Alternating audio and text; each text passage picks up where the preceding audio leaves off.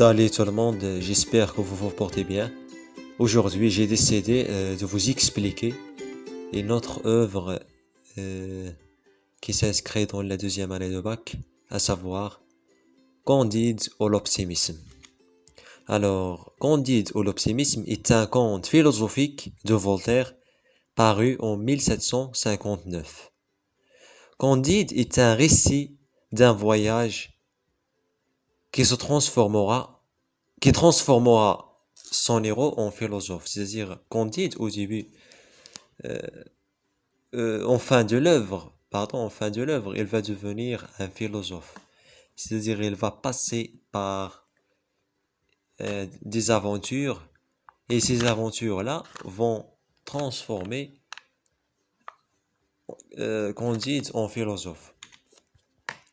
Concernant le résumé de l'œuvre, tout d'abord, le Jean Candide, c'est-à-dire le personnage principal de l'œuvre, est élevé dans le château de Monsieur le Baron en Westphalie, qui se situe en Allemagne.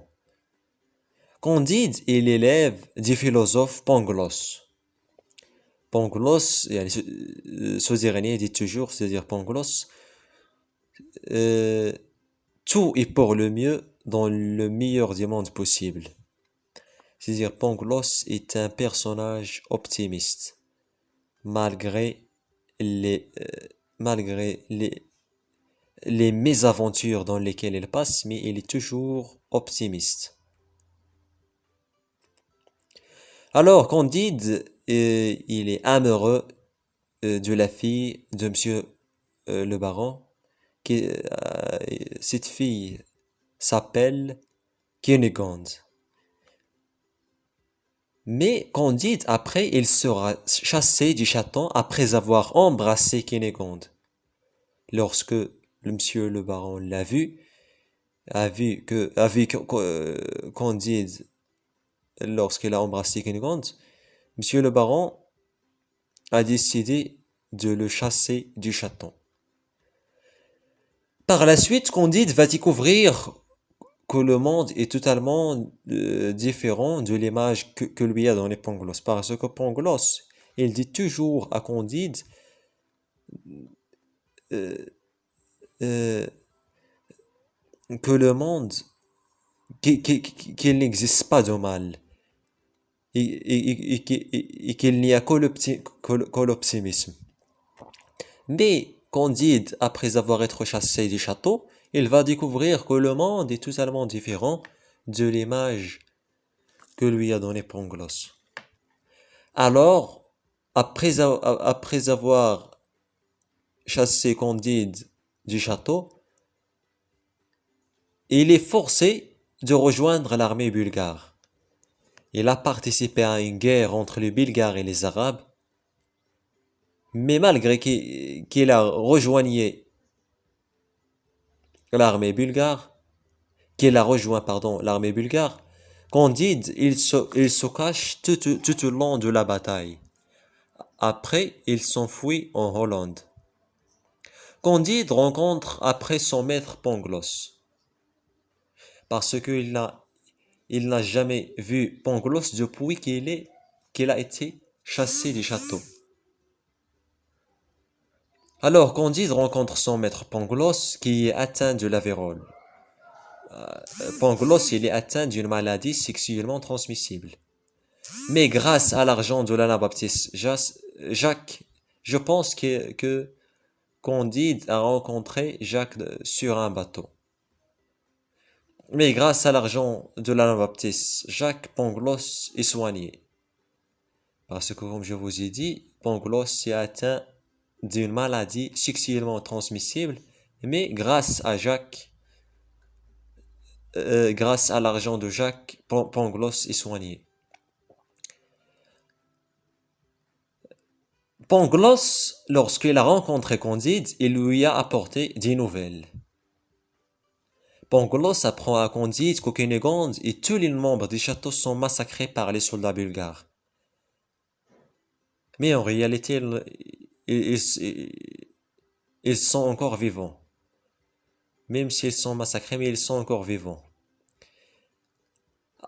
Après, tous les trois, c'est-à-dire Jacques, Pangloss et Candide partent pour Lisbonne, capitale du Portugal, en s'embarquant sur un bateau. Mais en route, c'est-à-dire lorsqu'ils sont embarqués euh, sur le bateau, en route, les trois personnes, c'est-à-dire Candide, Jacques et Pangloss, ils vont assister au naufrage du bateau. C'est-à-dire le bateau va se noyer. Pourquoi? Parce que les trois personnes ont assisté à une violente tempête. Malheureusement que Jacques est tombé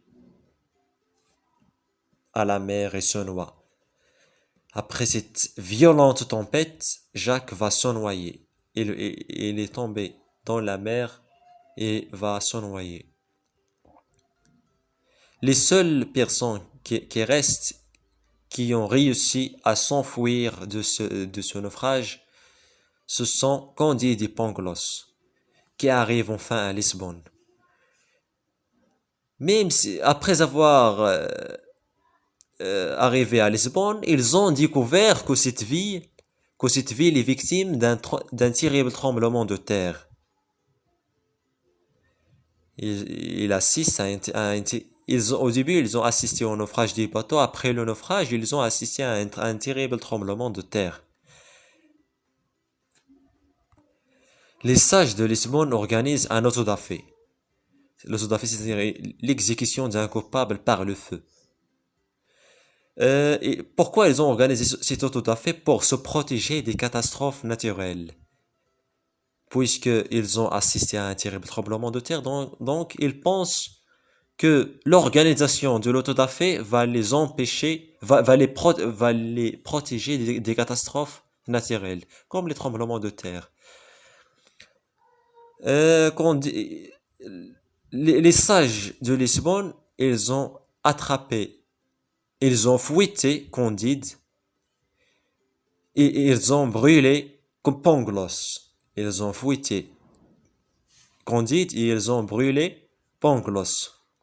Le lendemain, malgré que ces sages-là ont organisé un autodafé, mais la terre a tremblé de nouveau.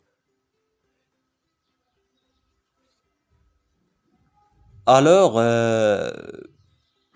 comme je vous ai dit, les sages ont fouetté Candide, les sages de Lisbonne ont fouetté Candide, mais heureusement, Cunégonde, qui est encore vivante, malgré qu'il est massacré par les soldats bulgares, mais il est encore vivante, et il a réussi à sauver Candide, et les deux se sont enfouis en Amérique du Sud.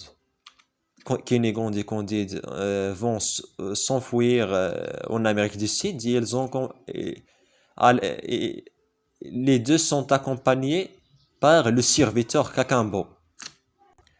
Candide découvre d'énormes atrocités en Amérique du Sud. L'oppression des Jésuites au Paraguay, c'est-à-dire l'état des centres de l'Amérique du Sud. Malgré toutes ces mésaventures-là, malgré toutes les mésaventures que Candide a rencontrées tout au long de son chemin, mais en fin de compte, il va retourner en Europe.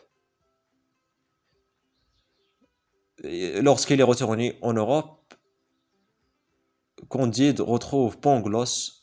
Je pense que Pangloss a réussi, même si les sages de la ville ont condamné Pangloss à être brûlé, mais euh, Candide, pardon, mais Pangloss, il a réussi à s'enfuir des sages. Et alors, en fin de compte, Candide va épouser Cunégonde. Mais au début de l'œuvre, Cunégonde, il était une femme. C'était une femme qui est très, très belle. Mais maintenant, elle est devenue laide et insupportable. Sans, mais maintenant, Candide et Cunégonde, ils n'ont ni l'argent ni le travail. c'est-à-dire ils n'ont pas ils n'ont pas de travail ni d'argent. Les deux, ce couple-là, Kennegrand euh, et Candide, vont s'installer en fin de compte dans une métairie, c'est-à-dire un bâtiment.